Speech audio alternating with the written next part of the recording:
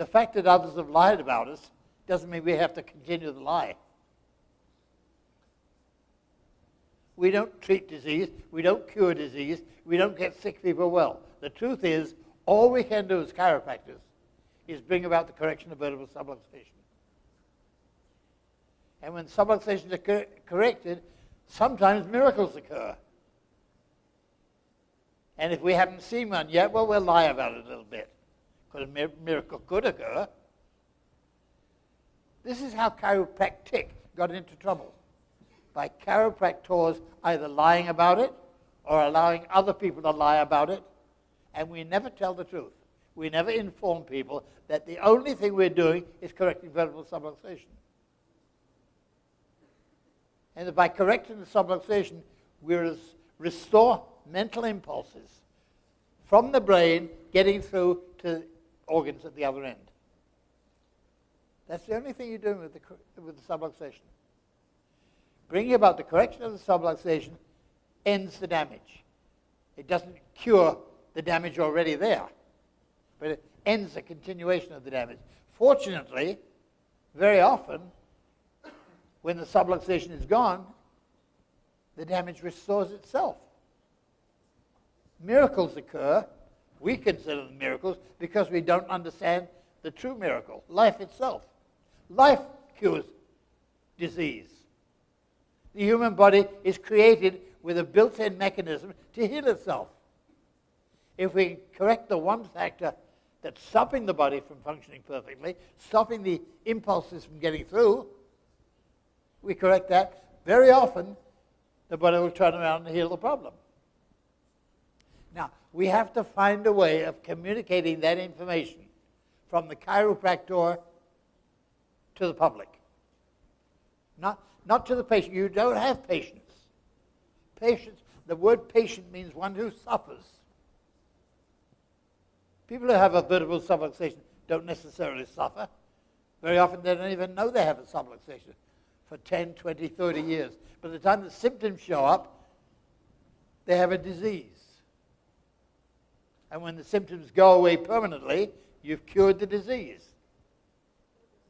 So you're in the business of treating and curing disease, as long as you treat symptoms. As long as your goal is to get sick people well. Your goal should be to bring about the correction of subluxation. That's the only thing a chiropractor is capable of doing as a chiropractor. As soon as he starts to cure disease, once you have the goal of curing disease, you make an implied promise to the public. You suggest that getting adjusted will allow their body to heal from the disease.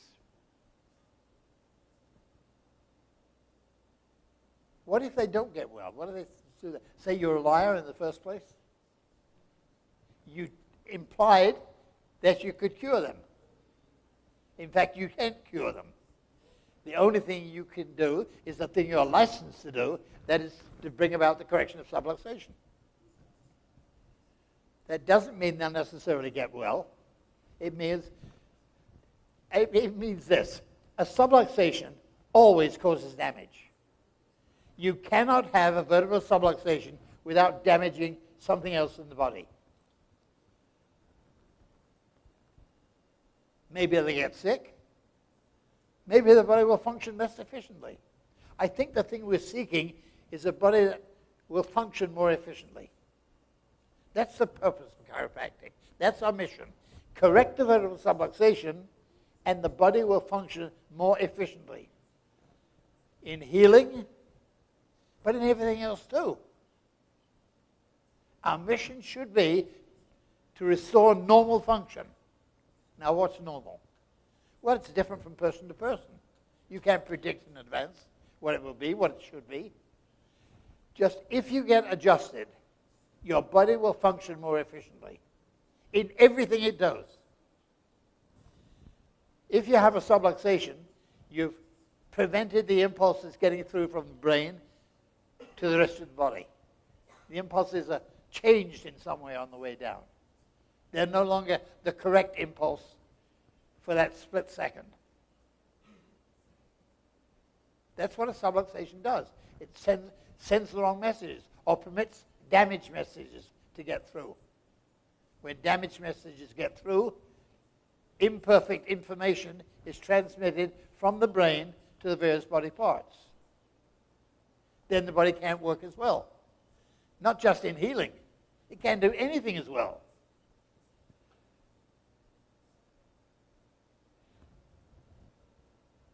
The body is created in such a way that the thousands of parts integrate together to perform perfect function. If that perfect function is interfered with and it becomes imperfect function, we call that disease. Imperfect function is what you're fighting against. How about finding a way to explain that to the public so they don't go to the chiropractor too late? Somewhere along the way, the damage done by a subluxation becomes permanent.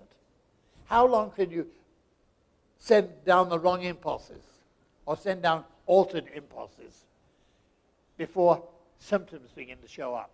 And how long does it take then for the damage to become permanent? How long does the heart have to work imperfectly because it gets imperfect information from the brain because of a subluxation? How long does that go on before the damage becomes permanent? You saw me staggering up the stairs a minute ago. Why do I stagger? Well, because damage has been done. Damage that the body apparently can't cure. I've been getting adjusted for 54 years. And some of the damage I had then, I still have. Much of it has accrued to the present state. So chiropractors can't cure it. Medical doctors can't cure it. It's permanent.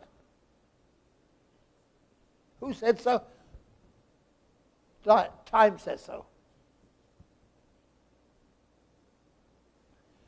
I think we have to recognize our limitations and be honest about them to the public. When we talk to the public, explain chiropractic in such a way that they can understand it. Half the chiropractors explain chiropractic in a form of double talk that nobody can understand. What do we have to say to the public that is true and valid all the time, 100% of the time? Well, 100% of the time, if you have a vertebral subluxation, your body can't work right. And 100% of the situation, if you have a subluxation, you'll be better off without it. That's all you have to tell people. You have to convince them that subluxations are bad all the time. Some idiot recently wrote a magazine article in the name of chiropractic. Subluxation is sometimes good for you. Subluxation is not sometimes good for you. Subluxation is always bad for you. The body can't work right when it's subluxated. And your job is to bring about the correction of subluxation. I don't care how you do it. I don't care if you use HIO or Gonstead or full spine or what technique. They all work. Different people use different methods because different people are built differently.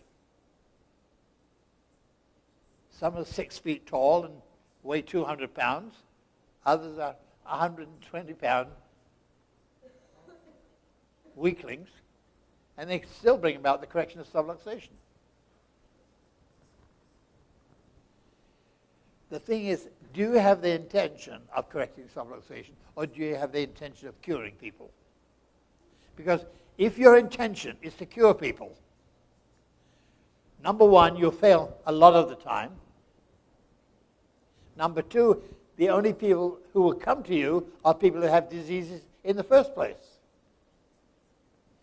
If you're going to bring chiropractic to the world, as I've heard your intention is, if you want to bring chiropractic to the world, you must have the world come to your office, which means you have to say things clearly in an explainable way. You have to explain what your intention is.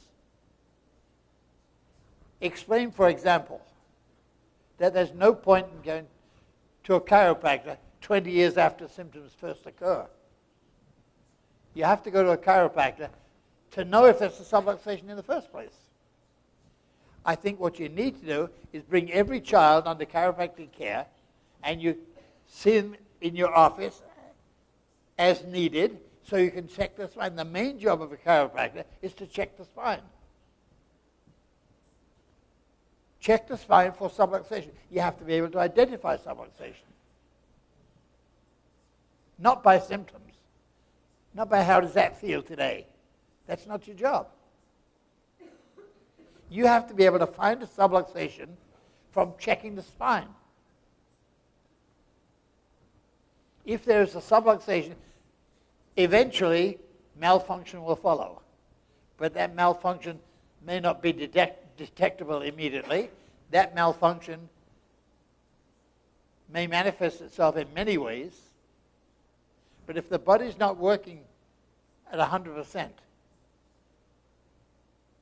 that should be obvious to anybody. You're a specialist. You're able to locate and identify vertebral subluxation just from checking the spine. And you need to see the people regularly so you can check the spine. Is there now a subluxation there? I adjusted you last week or yesterday. Is the subluxation back again? Did I correct it? Do you do a post-check? After you've done the adjustment, do you check and make sure that the subluxation is gone? If not, what do you do? Listen to a pop? I can crack my knuckles without any improvement at all. Cracking your knuckles is not getting adjusted. Getting adjusted is to correct vertebral subluxation. If that's not your goal, then you're not a chiropractor. You're masquerading as a chiropractor while doing something else. Your job is to check spines regularly, not just the person who's sick. What about the spouse? I've been to chiropractic offices where one person comes in to get adjusted and the rest of the family doesn't go. How stupid can you be? To get one person adjusted, let's say mom gets adjusted regularly, and she doesn't bring the kids. I've been in the waiting room and seen the kids sitting there, twiddling their thumbs, waiting to get adjusted, and then you go out to bring them in, and mom says, oh no, it's not for him. What? Chiropractic is just for the adult? How stupid can you be? You want to raise subluxated kids? You want them to grow up damaged? You see, your mission, your reason for being here today is much, much more than you've been told. Schools lie about it. And we were all raised by chiropractic schools or colleges. And when the school has no philosophy department or no active philosophy, part of your education is missing. Many of you graduated from such schools. You call yourself a chiropractor, but you're really not. You're a knuckle popper.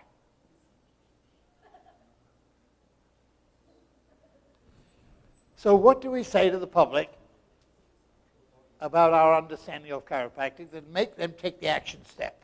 Somebody has to come into the office on a regular basis to have spines checked.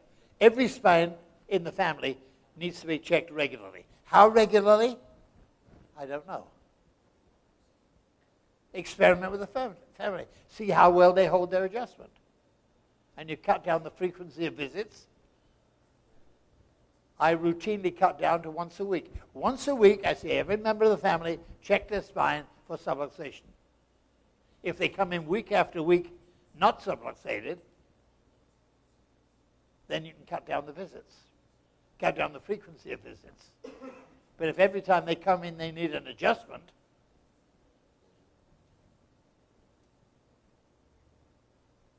then make sure they get it that regularly. Now, this involves money, doesn't it?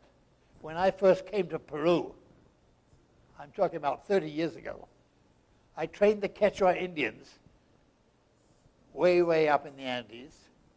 I trained them to identify subluxation.